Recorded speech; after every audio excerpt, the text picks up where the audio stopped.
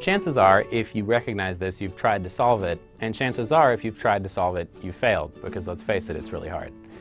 Over the last couple years, I devoted myself to learning how to solve the Rubik's Cube in under 20 seconds, which is considered the 4-minute mile of solving the Rubik's Cube. Every weekend around the world, in over 70 different countries, there are up to a dozen competitions on the international speedcubing circuit. Now, speedcubing is the sport of solving Rubik's Cube and other related puzzles in competition.